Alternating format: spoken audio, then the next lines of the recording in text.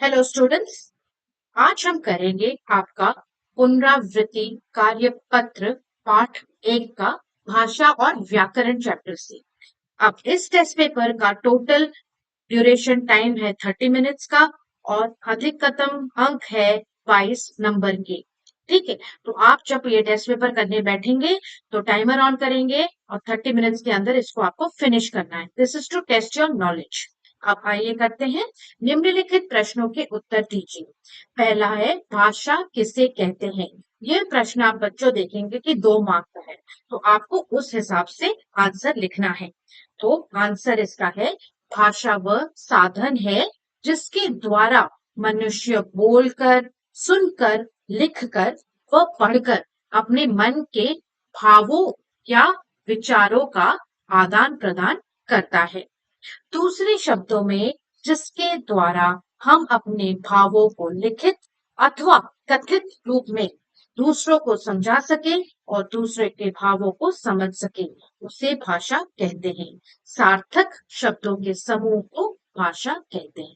ठीक है, तो ये 2 मार्क के लिए आप ये आंसर लिखेंगे। अगर 2 मार्क से ज्यादा आया तो आप फिर लिखेंगे कि भाषा के कितने रूप हैं और उनको हम क्या कहते हैं और उनके बारे में थोड़ा आप लिखेंगे। ठीक है, बट क्योंकि ये सिर्फ 2 मार्क का है तो इतना काफी है। अब दूसरा प्रश्न है भाषा के कितने रूप होते हैं और उनके नाम लिखें। भाषा के 3 रूप होते हैं, मौखिक, लिखित और सांकेतिक भाषा। लेकिन हम मानते हैं कि भाषा के 2 रूप होते हैं। ठीक है, 2 रूप क्या है? उच्चारित या मौखिक भाषा और लिखित भाषा। तो यहाँ पर आप लिखेंगे कि भाषा के 2 रूप होते हैं। मैंने ये 3 रूप आपको इसलिए ही लिख के बताया ताकि आप जाने कि सांकेतिक भाषा जो है उसे हम भाषा के रूप नहीं मानते हैं। तो आप लिखेंगे भाषा के 2 रूप होते हैं, मौखिक या उच्चारित भाषा और लिखित भाषा। ध्यान देंगे इस पर। ठीक है, अब क्योंकि ये 2 मार्क का है तो आप मौखिक भाषा और लिखित भाषा तक ही लिमिट नहीं होंगे, आप मौखिक भाषा और लिखित भाषा के बारे में भी बताएंगे। ठीक है, कि मौखिक भाषा क्या है और लिखित भाषा क्या है। अब ध्वनि तथा वर्ण में क्या अंतर है। अब ध्वनि जो है बच्चों वो एक प्रकार की ऊर्जा है जिसकी उत्पत्ति किसी न किसी वस्तु के कंपन करने से उत्पन्न होती है।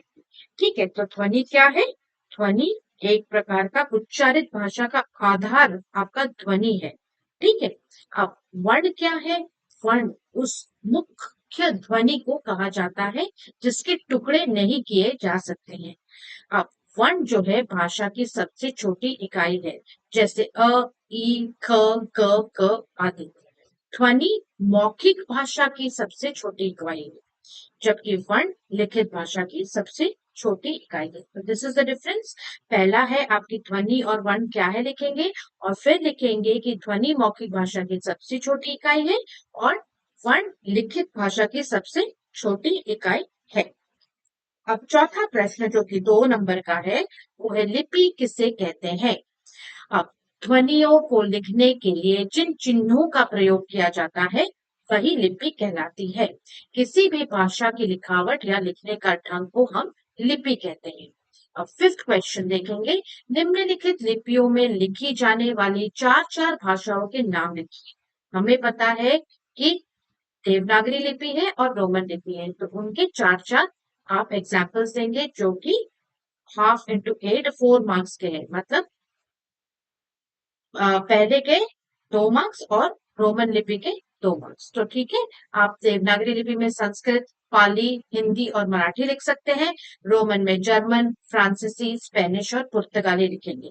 अब इसमें ध्यान देने वाली बात यह है बच्चों कि आपको स्पेलिंग्स पे ध्यान देना है, जैसे जर्मन, फ्रांसीसी, स्पेनिश, पुर्तगाली। इनको आप ध्यान से 4-5 बार लिखिए, प्रैक्टिस कीजिए, आपको ये सारे स्पेलिंग्स अच्छे से याद हो जाएंगे। ठीक है, अब 6th क्वेश्चन। उच्चारित भाषा और लिखित भाषा का अंतर स्पष्ट कीजिए।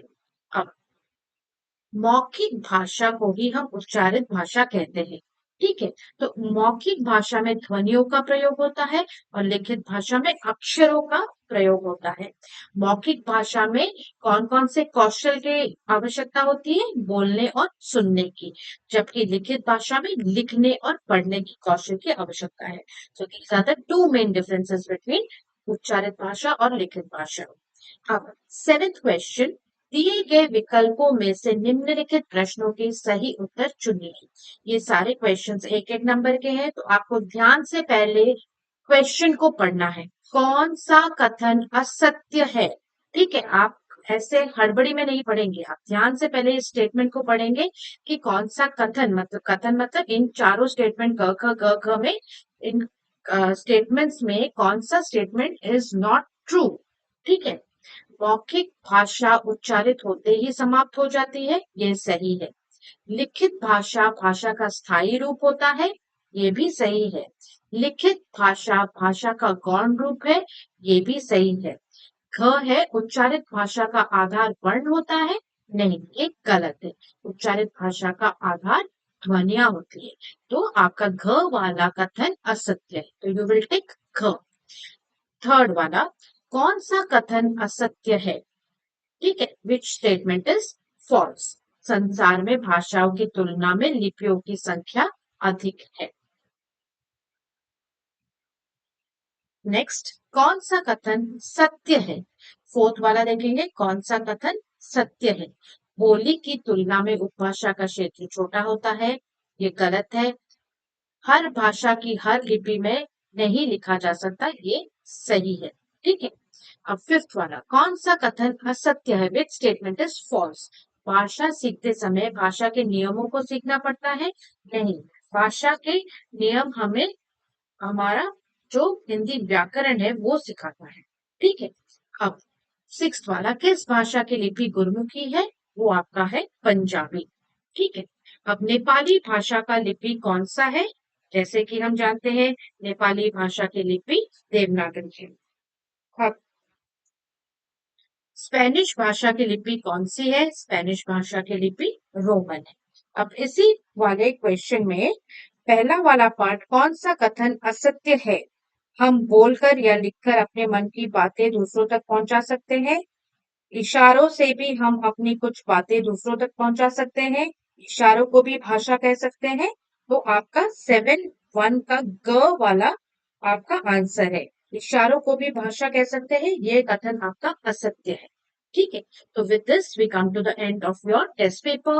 If you like my channel, please like, share and subscribe. Keep notification button on for more such videos. Kindly subscribe. Thank you.